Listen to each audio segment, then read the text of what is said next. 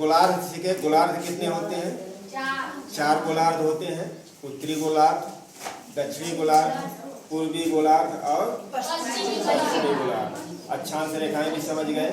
अक्षांश रेखाएं सबसे जो बीचों बीच एक काल्पनिक रेखा खींची गई है 0 डिग्री पर, उसको विषुवत रेखा या भूमध्य रेखा कहते हैं।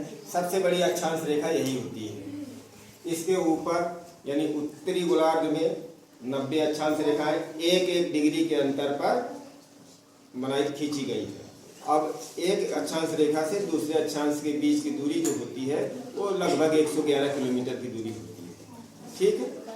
इसी प्रकार से दक्षिण में भी खींची गई है। तो 90 उत्तरी गोलार्ध में, 90 हो गई तुम्हारी दक्षिणी गोलार्ध में, और एक ये हो गई विषुवत रेखा।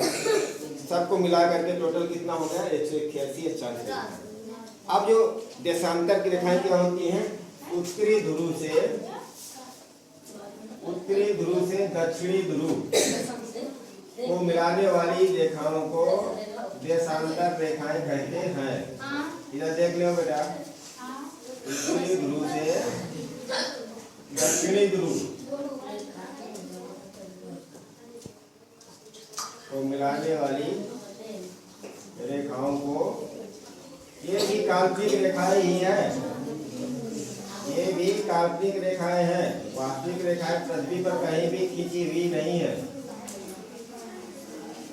ये है देशांतर रेखाएं। बात समझ में आ रही है?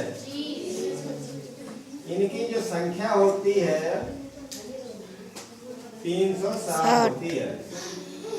कितनी होती है? 360। याद रखना। तो अगर कोई पूछता है तो बता सकते हो कि उत्तरी ध्रुव से दक्षिणी ध्रुव को मिलाने वाली काल्पनिक रेखाओं को देशांतर रेखाएं कहते हैं। क्या कहते हैं? देशांतर रेखाएं।